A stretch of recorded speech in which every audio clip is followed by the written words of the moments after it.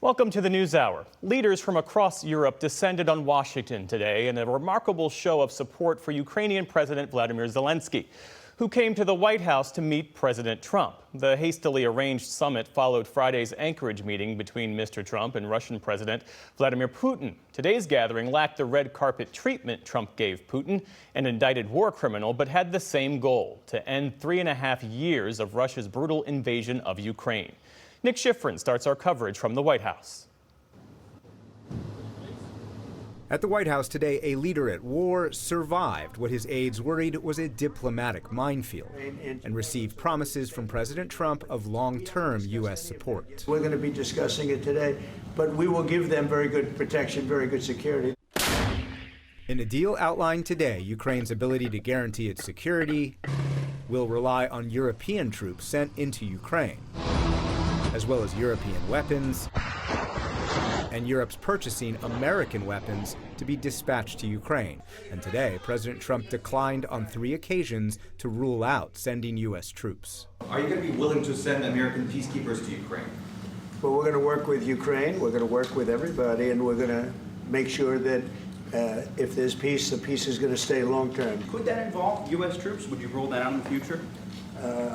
We'll let you know that maybe later today. What security guarantees do you need from President Trump to be able to make a deal? Is it American troops, intelligence, equipment? What is it? Everything. It's a lot about weapon and then people and training missions and intelligence. And second, we will discuss with our partners. It depends on the big countries, on the United States, on a lot of our friends. We're really honored you guys came over. Ukrainian President Volodymyr Zelensky got by with more than a little help from those friends today, the largest ever gathering of Europeans in Washington outside a NATO summit. NATO Secretary General Mark Rutte. And the fact that you have said, I'm willing to participate in the security guarantees is a big step. It's really a breakthrough, and it makes all the difference. And those guarantees described today as similar to NATO's core principle of collective defense. Italian Prime Minister Giorgia Meloni. I'm happy that we will begin from a proposal which is the, let's say, Article 5 model. It's something we have to build together to guarantee peace. But German Chancellor Friedrich Merz said there was a pressing principle. I can't imagine that the next meeting would take place without a ceasefire. So let's work on that, and let's try to put pressure on Russia, because the credibility of these efforts we are undertaking today are depending on at least a ceasefire from the beginning of the serious negotiations. President Trump suggested that proposal was already rejected by Putin. If we can do the ceasefire, great. And if we don't do a ceasefire, because many other points were given to us, many points were given to us, great points. But part of any deal is expected to include a redrawn map, as President Trump discussed with Zelensky in the Oval Office. Russia demands Ukraine withdraw entirely from Donetsk, even though Ukraine still controls part of the province. That would give Russia full control of the Donbass, Ukraine's industrial engine and a key to the country's defense. Russia's then willing to negotiate in neighboring Zaporizhia and Kherson, based on the location of the front line. It's also willing to give back Ukrainian territory it occupies to the north, in Kharkiv and Sumy. But Russian troops and Russian-backed separatists have been fighting to conquer the Donbass for 11 years. The Kremlin's demand to be given territory that its soldiers have failed to seize is impossible, Zelensky said yesterday. Russia is still unsuccessful in Donetsk region. Putin has been unable to take it for 12 years. And the constitution of Ukraine makes it impossible to give up territory or trade land. Before the White House meetings, the Europeans coordinated to present a united front. Zelensky called for, quote, joint pressure, including increased sanctions on Russia. But the U.S. will not impose more sanctions during negotiations, Secretary of State Marco Rubio said this weekend. The minute you levy new sanctions, those talks probably stop for the foreseeable future, and that means the war continues for the foreseeable future. I hope that doesn't happen. We may very well wind up there, but we're going to try to do everything to prevent it because we want to reach a peace agreement. One cannot But some U.S. officials believe even if Putin were given a new map, he would refuse to make peace. In the past, he's demanded Ukraine cap the size of its military and its Western support, and even demanded the U.S. reduce its troops in NATO's eastern flank, as he alluded to during Friday's Anchorage summit. We're convinced in order to make this settlement extremely lasting and long-term, we need to eliminate all the primary roots, the primary causes of that conflict.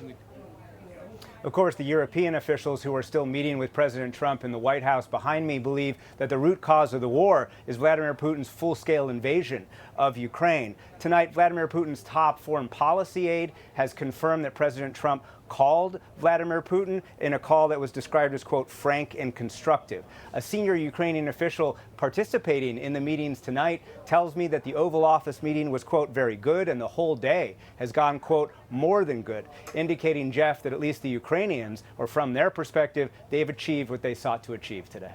And Nick, what more do we know about what that means?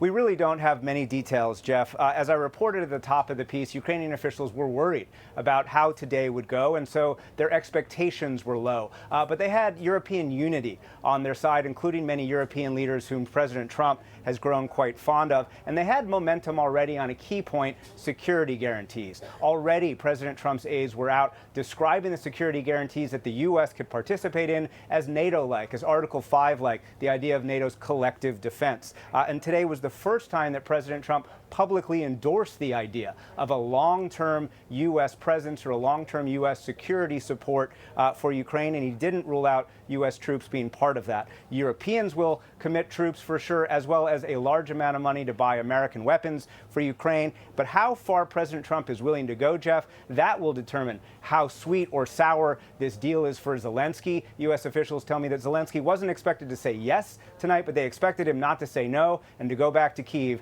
and perhaps present a counteroffer. And Nick, what more can you tell us about President Trump's call to Putin today? What did they talk about?